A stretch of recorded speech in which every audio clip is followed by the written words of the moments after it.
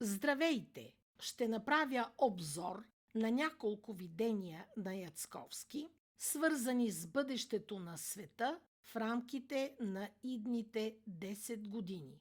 Технологии, общество и възможни глобални промени. Всичко, което ще чуете, е обзор на негови предавания, преведени от полски език и не представлява фактологично потвърдени прогнози. Това са просто предсказанията на Яцковски. За онези, които знаят полски и искат да чуят видеята в оригинал, ще съобщя названията им на полски език. Първото видео. Яцковски.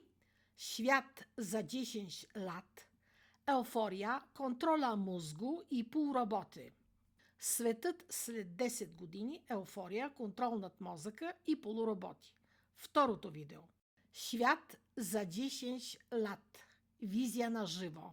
Светът след 10 години. Предаване на живо. Нека да преминем към съдържанието. Еуфорията като контролирано състояние, контрол върху емоциите. В своите предавания Яцковски твърди, че през следващото десетилетие един от начините за справяне с депресивни състояния и негативни емоции ще бъде преживяването на еуфория. Еуфорията представлява силно, интензивно чувство на радост или възторг, значително по-силно от обичайното добро настроение. То може да се проявява като прилив на енергия, повишен ентусиазъм и усещане за изключително благополучие и вътрешен подем. Ясновидецът твърди, че в бъдеще може да се появи технология, която да предизвиква у хората състояние на радост и еуфория, дори когато те се чувстват тъжни, недоволни или депресивни. Според тази идея, емоционалното състояние би могло да бъде повлияно изкуствено, така че негативните преживявания да бъдат превключвани към усещане за удовлетворение и приповдигнатост. Представете си човек, който отива на работа по принуда, уморен, в лошо настроение или дори в депресивно състояние. При подобна хипотетична технология той би могъл да получи своеобразна доза еуфория, след която възприятието му за ситуацията ще се промени. Напрежението и неудовлетворението ще се заменят с чувство за лекота, приемане или дори вътрешен възторг. В подобна хипотеза се предполага, че на човек в тежка житейска ситуация може да му бъде предизвикано състояние на еуфория, чрез което възприятието му за реалността се променя. В резултат той би преживявал обстоятелствата по коренно различен начин, включително и такива действия или условия, които иначе биха го сломили. Така нещата, които в нормално състояние биха се възприемали като неприятни или неприемливи, могат да започнат да изглеждат приемливи, дори положителни, ако емоционалното състояние бъде изкуствено модифицирано и доведено до еуфория. Разделението на света и обществото. Според виденията на Яцковски, светът може да навлезе в период на по-силна териториална и социална сегментация. В тази перспектива се описва възможност от разделяне на региони или сектори, като в някои зони населението целенасочено ще намалява, а хората ще бъдат насочвани да се заселват и да живеят на други места. Това би могло да бъде представено като мярка, свързана с поддържане на екологичен или обществен баланс. В рамките на същото видение Яцковски споменава и значително намаляване на световното население до около 40% от сегашното в рамките на приблизително 10 години. Клониране на тялото и копиране на съзнанието. Ясновидецът описва едно свое видение за бъдещето последния начин. В съзнанието ми се появява сцена, казва той, в която родители стоят до своето неизлечимо болно дете.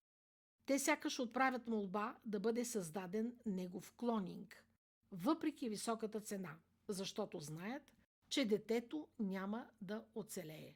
Той добавя, че осъзнава колко нереално и дори абсурдно звучи това, но подчертава, че в този момент изключва логическия анализ и описва единствено образите, които възприема. Свързване на мозъка с технологиите.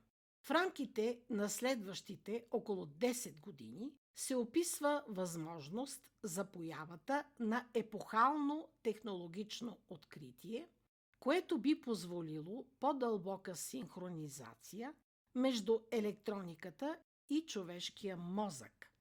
Ясновидецът уточнява, че не става дума за буквално вграждане на чипове или за директна намеса в мозъка, а по-скоро за устройство или технология, която би могла да се свързва с него по изключително прецизен начин. При такова развитие се предполага, че мозъкът би започнал да взаимодейства директно с външната система, което би открило възможности за много по-дълбок обмен на информация. В по-крайни интерпретации се стига и до идеята за прехвърляне или копиране на човешкото съзнание и човешките спомени, включително потенциално създаване на дигитални или роботизирани копия на конкретния човек. Този процес се представя като сложен и вероятно недостъпен за всички, но същевременно като нещо, към което хората биха проявили силен интерес, виждайки в него възможност за своеобразно продължение на съществуването. Интернет, свързан с ума. Яцковски твърди, че в бъдеще интернет може да бъде свързан директно с човешкия мозък и че този процес би могъл да подлежи на контрол. Той самият признава, че подобна идея звучи необичайно, но подчертава, че това са негови видения и лични възприятия. Краят на мобилните телефони. Според Яцковски, мобилните телефони, такива каквито ги познаваме днес, ще останат в миналото. Той ги разглежда като преходен етап, период, в който сме свикнали да носим устройствата в ръка и да ги използваме постоянно в ежедневието си. По неговите думи, този етап ще бъде заменен от ново, по-напреднало технологично решение. Той обаче не дава конкретно описание на това изобретение, а само предполага, че то ще промени начина, по който хората комуникират и използват дигиталните технологии. Ще има хора, които ще отхвърлят технологиите. Според Яцковски, в бъдеще хората ще имат избор дали да участват в силно технологизираното общество или да останат извън него. Той предполага, че част от обществото може да отхвърли новите технологии и да не желая да ги използва, като предпочете по-традиционен и физически по-труден начин на живот. В тази рамка се описва и символична сцена. Той описва свое видение. Например, пристанище, където някакви хора извършват тежък физически труд, като товарене и разтоварване. Тези хора не приемат технологичното развитие и остават извън новата система. От своя страна, те започват да възприемат хората, които са се интегрирали в технологичното общество, като силно променени от системата, почти като полуроботи, поради начина, по който технологиите са повлияли върху живота и поведението им. Експерименти върху хора. Преди подобно развитие да се осъществи, се предполага, че ще има различни експериментални етапи. Според тази интерпретация, хората може да не са напълно наясно с наличието на подобни изследвания, при които върху човешкия организъм се оказва влияние чрез различни видове вълни или сигнали, без самият човек съзнателно да разпознава този процес. Обзор на второто видео. Поява на странни кожни болести в някои райони на света. Яцковски описва свое видение, в което в определени региони на света хората могат да развият необичайни кожни заболявания.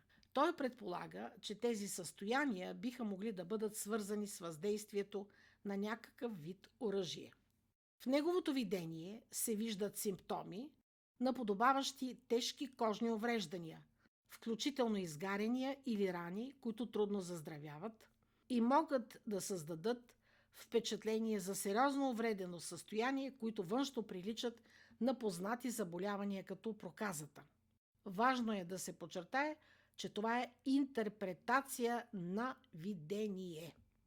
Мащабен военен конфликт. Според Яцковски, в периода между 2025 и 2035 година е възможно да се случи мащабен военен конфликт с отделни огнища на използване на изключително мощни оръжия. Той говори за вероятност от глобална ескалация, която би могла да доведе до много човешки жертви и тежки последствия. В неговите описания се споменават две основни потенциални зони на напрежение. Първата е в района на Близкия изток, а втората в по-широкия азиатски регион, включително възможни точки като Афганистан, Пакистан, Индия или Китай. Според неговото усещане, именно вторият регион би могъл да бъде по-опасен и с по-сериозна ескалация. В този сценарий се предполага, че в определени райони хората биха могли да бъдат блокирани и да останат изолирани без възможност за евакуация или външна помощ. Също така той споменава, че при движение по линията на времето вижда възможни тежки събития и във Франция, включително мащабни пожари и значителни жертви. Важно е да се подчертае, че това представлява лична интерпретация на видения, а не проверима прогноза за бъдещето. Силно ограничаване на пътуването по света. Затваряне на границите. Според виденията на Яцковски, в рамките на около 10 години, международните пътувания могат да станат значително по-ограничени в сравнение с настоящето, когато придвижването между държавите е сравнително свободно. Той описва възможност за промяна на глобалната тенденция от отворени граници към постепенно затваряне на държавите и засилване на контрола върху движението на хората. В този сценарий се предполага по-строга охрана на границите и сериозни ограничения за преминаване между различните страни. Като възможни причини се посочват икономически затруднения, обедняване на част от държавите и нарастващи социални напрежения, които биха могли да доведат до по-силна изолация на отделни региони. В тази картина се говори и за появата на анклави, зони с различно ниво на развитие и жизнен стандарт. Разликите между тях могат да станат по-изразени, като в някои региони условията се влошават, а в други се запазва относително стабилен стандарт на живот. Общата тенденция, според това видение на Яцковски, е към по-силно ограничено движение на хора и по-трудно преминаване между държавите. Строги ограничения по отношение на водата. Според Яцковски, в рамките на следващото десетилетие може да се появи сериозен и почти глобален проблем, свързан с водните ресурси. Той използва понятието воден баланс с което описва възможност за въвеждане на все по-строги ограничения върху потреблението и достъпа до вода. В тази перспектива се предполага, че в региони, засегнати от конфликти или нестабилност, държавните структури могат да отслабнат, а управлението на определени ресурси да премине в ръцете на неформални или криминални мрежи. Тези твърдения са представени по-скоро като неопределени образи без конкретна географска яснота. Въпросът, който той поставя, е дали подобна посока на развитие е неизбежна или може да бъде повлияна. Бъдещето на САЩ. Според Яцковски, в САЩ ситуацията като цяло няма да бъде лоша, но за определен период страната може да се превърне в по-затворена система.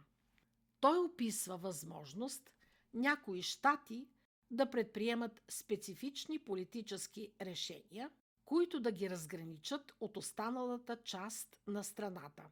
Формално САЩ биха останали единна държава, но на практика част от щатите могат да получат различен статут или да бъдат обозначавани отделно, включително и символично на картата. Това е представено като неясна и трудно конкретизируема визия, без точни детайли или времеви рамки. Положението на Полша в бъдеще. Според Яцковски, в по-близка перспектива е възможно в Полша да навлязат външни военни сили, но без активни бойни действия. Той описва сценарий, при който не би имало престрелки и полската армия не би оказала съпротива, а процесът би протекал по-скоро чрез политически и външни влияния. В този контекст се предполага изтегляне или пасивност на военните структури, като промяната в контрола върху териториите би се случила без разрушения и без открити военни конфликти. В неговата интерпретация се споменава и възможност Полша да бъде разделена на няколко зони на влияние, като това не би било видимо на пръв поглед и би се осъществявало чрез по-скоро политически и демографски процеси. Кои технологии ще променят света най-много през следващото десетилетие? Според Яцковски съществува видение, че електрическите автомобили в сегашния си вид може да се окажат преходен етап и в бъдеще да бъдат заменени от нов тип технологии. Тя отново ще бъде базирана на електричество, но ще представлява различен вид задвижване. Той говори за така наречения импулсен двигател – електрическа система, която според него би функционирала по начин, наподобяващ почти самоподдържащ се процес на енергийни импулси. В този контекст се прави и пояснение на понятието перпетум мобиле – идея за машина, която работи безкрайно, без външен енергиен източник. Според съвременната наука това е невъзможно, тъй като противоречи на закона за запазване на енергията и втория закон на термодинамиката. Въпреки това, в описаното видение се предполага появата на технология, която би била значително по-ефективна от настоящите електрически двигатели. Тя би използвала електрически импулси, които не само задвижват системата, но и частично възстановяват енергията обратно в нейното хранилище, което може да бъде батерия или друга все още неизяснена форма на съхранение на енергията. Според тази визия, подобна технология би могла да доведе до сериозна промяна в автомобилната индустрия и да направи електрическите превозни средства доминиращ стандарт, измествайки двигателите с вътрешно горене. Твърди се също, че подобно развитие може да бъде постигнато от европейска автомобилна компания, което би имало силен индустриален и икономически ефект. Бъдещето ще донесе и положителни технологични промени, въпреки неизвестността около тяхното реализиране. Това бяха основните видения, които Яцковски описва за бъдещето. Както винаги, става дума за лични негови интерпретации, а не за доказани събития. Реалното развитие зависи от множество фактори и най-вече от действията на хората. Ако това видео ви беше интересно, можете да споделите в коментарите какво мислите по темата. Благодаря ви, че гледахте.